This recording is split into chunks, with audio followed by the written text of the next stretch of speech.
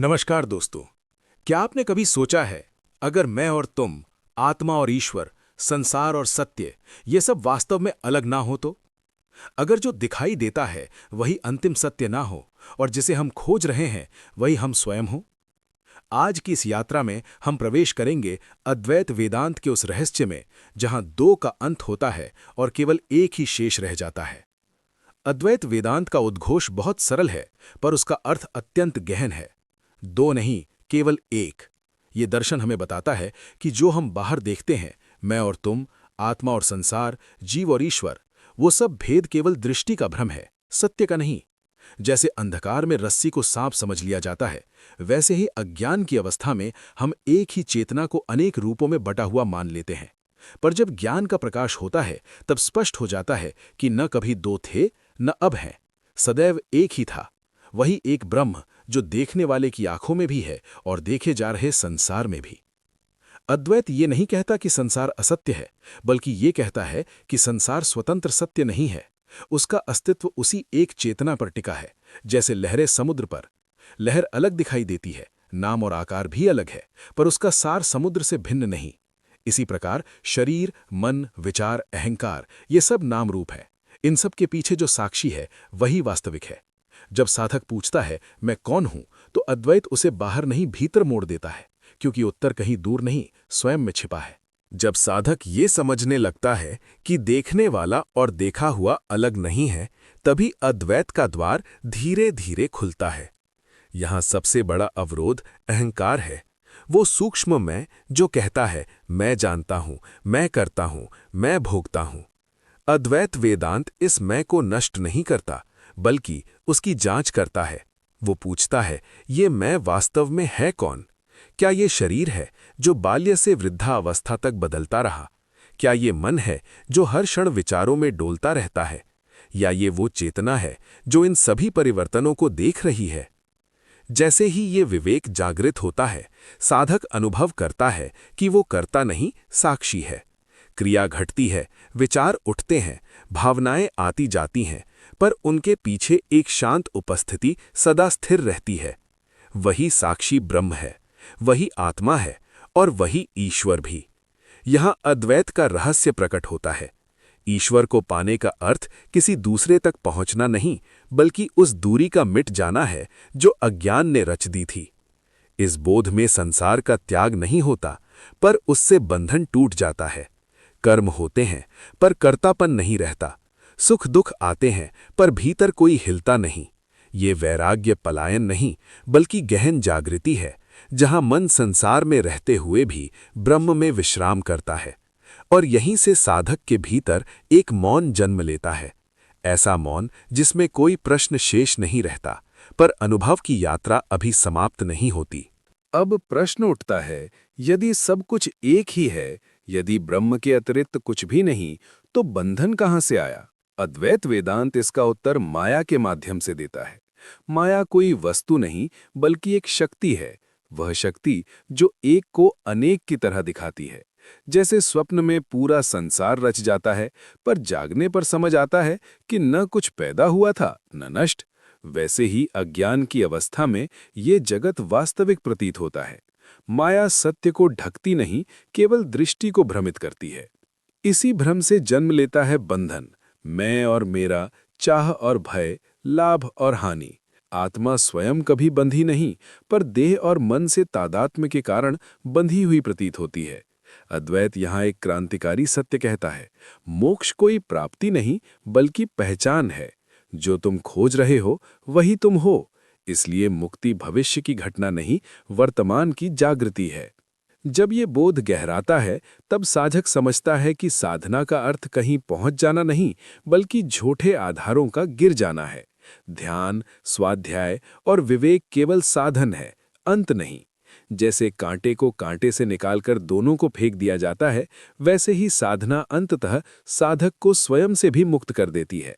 तब न साधक बचता है, न साध्य, केवल शुद्ध अस्तित्व, शुद्ध चेतना, शुद्ध आनंद। यही अवस्था जीवन मुक्त की है, जो जीते हुए भी मुक्त है। वह संसार में रहता है, पर संसार उस पर नहीं रहता।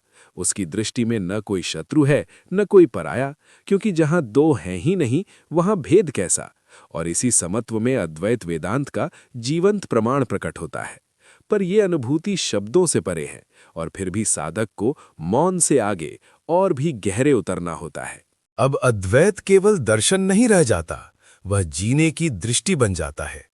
जीवन मुक्त के लिए संसार कोई समस्या नहीं, नहीं कोई परीक्षा, वह एक लीला है, चेतना का स्वाभाविक प्रवाह। उसके लिए सुख और दुख समान है, क्योंकि वह जान चुका है कि दोनों मन की तरंगे हैं, सागर नहीं। भीतर एक गहरी स्थिरता रहती है, ऐसी स्थिरता जो परिस्थितियों से नहीं डगमगाती। यही कारण है कि जीवन मुक्त कर्म करता हुआ भी अकर्ता रहता है, बोलता हुआ भी मौन में स्थित रहता है। आदि शंकराचार्य कहते हैं, ज्ञान के बाद संसार का नाश नहीं होता, भ्रम का नाश होता है। सूर्य निकलने पर अंधकार कहीं जाता नहीं, बस दिखाई देना बंद हो जाता है। उसी प्रकार ब्रह्म ज्ञान के उदय पर बंधन स्वयं गिर जाता है। तब साधक किसी विशेष अनुभव का पीछा नहीं करता, नहीं किसी दिव्य दर्शन की लालसा रखता है। उसे ये स्पष्ट हो जाता है कि जो देखने योग्य था वह सदा से उपस्थित था, स्वयं उसका स्वरूप। इस अवस्था में करुणा स्वतः प्रकट होती है, क्योंकि जब दूसरा कोई है ही नहीं तो सेवा किसी और की नहीं, स्वयं की ही होती है। अहंकार के गलने से प्रेम बहने लगता है, बिना कारण, बिना शर्त। यही अद्वैत का सबसे सुंदर फल है, शांत बुद्धि, सरल जीवन और गहन स्वीकार। न संघर्ष न विरोध, केवल स्वीकृति, क्योंकि जो है वही ब्रह्म है। और फिर एक क्षण आता है जहां साधक यह भी नहीं कहता कि मैं मुक्त हूं, यह कथन भी गिर जाता है। वहां न कोई सिद्धि है न कोई घोषणा, केवल होना है, निर्विकल्प, निरपेक्ष, निस्पंद। शब्द यहां थक जाते हैं, विचार यहीं रुक जाते हैं, पर यात्रा समाप्त नहीं होती, क्योंकि जहां कुछ शुरू ही नहीं हुआ वहां अंत कैसा। इस बिंदु पर अद्वैत वेदांत एक अंतिम संकेत देता है, मौन। ये मौन शब्दों का अभाव नहीं, बल्कि उस सत्य की उपस्थिति है जिसे कहा नहीं जा सकता। उपनिषद कहते हैं, यतो वाचो निवर्तन्ते, जहां से वाणी लौट आती है, क्योंकि जो जानने योग्य था वो ज्ञान का विषय नहीं, जानने वाले का स्वरूप है। यहां न कोई प्रश्न बचता है, न उत्तर की आवश्यकता। खोज स्वयं में विलीन हो जाती है। निर्विकल्प की इस शांति में साधक न ध्यान करता है, न ध्यान छोड़ता है, न जागृत है न स्वप्न में, वह केवल है। समय का बोध ढह जाता है, क्योंकि समय भी मन की एक रचना है। भूत और भविष्य की धाराएं वर्तमान में लुप्त हो जाती हैं और वर्तमान भी किसी क्षण में बंधा नहीं रहता। यही वो अवस्था है जहां अद्वैत अनुभव भी नहीं कहता, क्योंकि अनुभव के लिए दो चाहिए, अनुभव करने वाला और अनुभव। यहां तो केवल एक ही है। फिर भी इस मौन से जीवन बहता रहता है। शरीर चलता है, शब्द निकलते हैं, कार्य होते हैं, पर भीतर कोई करने वाला नहीं बैठा। ये विरोधाभास जैसा दिखता है, पर अद्वैत में यही स्वाभाविक है।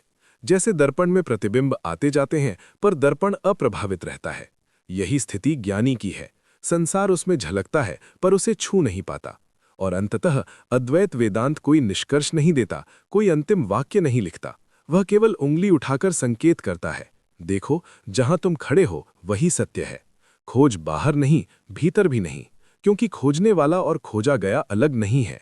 और इसी बोध में ये वाक्य स्वयं अर्थहीन हो जाता है। दो नहीं, केवल एक। इस प्रकार अद्वैत वेदांत हमें किसी विश्वास पर नहीं, सीधी अनुभूति पर छोड़ देता है। वो कहता है, मेरे शब्दों को मत पकड़ो, स्वयं को देखो। जो खोजता था वही खोजा गया है, ये जान लेना ही पर्याप्त नहीं, इसमें टिक जाना ही साधना है। यहां न कोई सिद्धांत बचता है, न कोई मतवाद, केवल जागृत उपस्थिति रहती है जो हर क्षण स्वयं को जी रही है।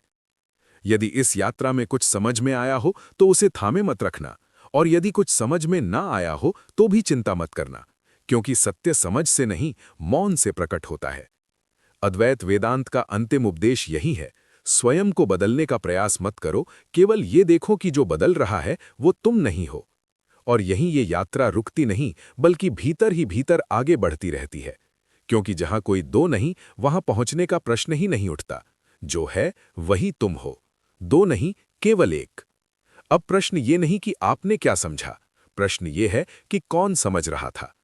अद्वैत वेदांत कोई उत्तर नहीं देता, वो केवल एक भ्रम को गिरा देता है, भ्रम कि हम अलग हैं। यदि इस वीडियो के बाद कुछ शब्द भीतर शांत हो गए हों, कुछ प्रश्न मौन में विलीन हो गए हों, तो समझ लीजिए यात्रा सही दिशा में है। क्योंकि जहां दो का अंत होता है, वहीं से सत्य की शुरुआत नहीं, पहचान होती है।